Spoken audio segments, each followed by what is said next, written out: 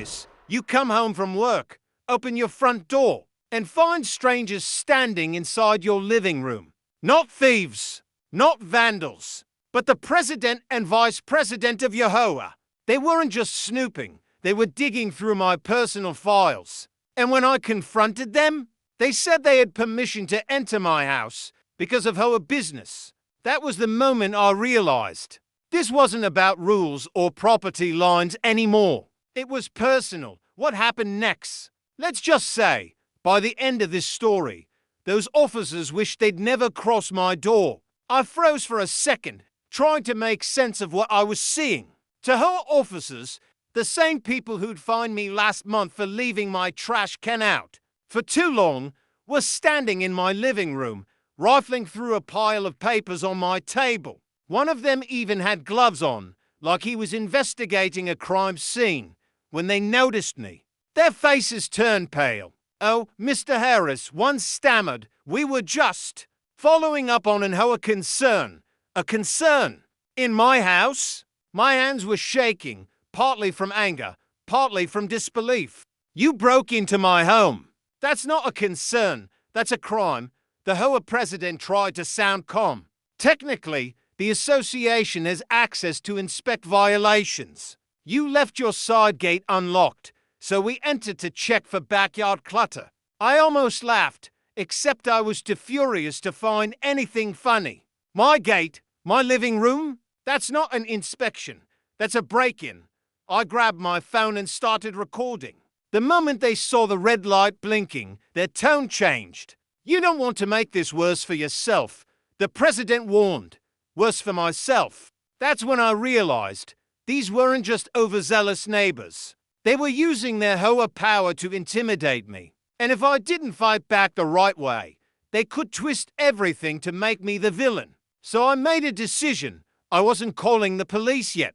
I was going to catch them again. This time, with proof no one could deny. For the next few days, I couldn't sleep. Every time I closed my eyes, I pictured those HOA officers standing in my living room, comfortable, like they owned the place. I kept thinking, what if they'd come when my wife was home alone? That thought burned hotter than any fine or violation notice ever could. I decided I wasn't going to be their victim. I set up small hidden cameras near every entry point, the front door, the side gate, even inside the living room where they'd been before. I told no one, not even my neighbors, because if the HOA could sneak into my house once, they could do it again. And this time, I wanted proof. 2 days later, I got the alert on my phone. Motion detected inside my home. I was still at work. My heart started pounding as I opened the live feed. And there they were again. The same two officers. One held a clipboard. The other snapped pictures with his phone. I felt rage boil through my chest. They were confident, almost smug, walking around like they were conducting an inspection. I called the police immediately, but deep down, I knew the real battle wouldn't end there. HOA boards know how to spin a story, and if I didn't handle this right, they'd claim I was the one causing trouble. So instead of rushing home, I watched. I let them finish. Every minute they stayed inside was another nail in their own coffin. When the officers finally left, I had hours of footage, enough to destroy their entire defense. But I also knew this would get uglier before it got better. Because exposing an HOA doesn't just make you a hero, it makes you a target. And I was ready for the fallout. The next morning, I walked straight into the HOA office, camera in hand. The same president who had broken into my house sat behind the desk, pretending to review paperwork. I didn't say a word. I just pressed play. The footage spoke for itself. Every second of their trespassing played out on the big screen. His face drained of color. "You can't use that footage," he finally stuttered. "It's private property. My home is private property," I snapped back. "And you just handed me evidence of a felony." I could see panic flicker in his eyes. I told him I'd already sent copies of the footage to the police and to every homeowner in the community email list. The room went silent. They built their authority on fear and intimidation. And I'd just torn that down with one video.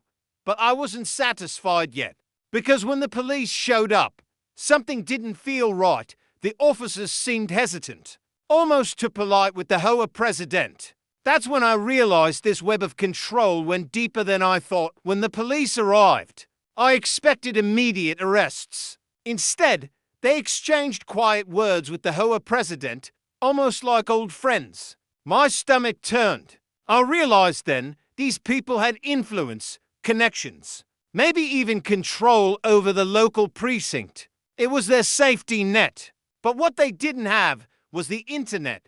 That night, I uploaded the full footage online. No filters, no edits, just raw truth. Within hours, it went viral in our community group, then spread to other HOA forums. Homeowners from across the city started sharing their own stories, fines, harassment, threats. My inbox exploded with messages. I wasn't the only one who'd been targeted. The next day, the HOA emergency meeting was packed.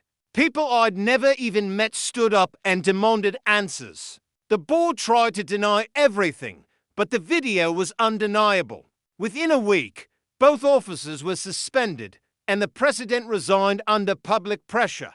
The HOA was forced to review every policy, and a city investigation began into their abuse of power. For the first time in months, I could walk through my neighborhood without that knot in my chest. The same neighbors who once avoided eye contact now nodded with respect. Justice didn't come easy, but it came. And here's what I learned. Power only works if you stay silent. The moment you record, expose, and speak out, their control shatters. So, if your HOA ever crosses the line, don't back down. Keep receipts, keep courage, and remember, sunlight is the best disinfectant. This was my story of fighting back and winning. If you enjoyed it, make sure to like, subscribe, and turn on notifications, because trust me, the next story, it's even darker.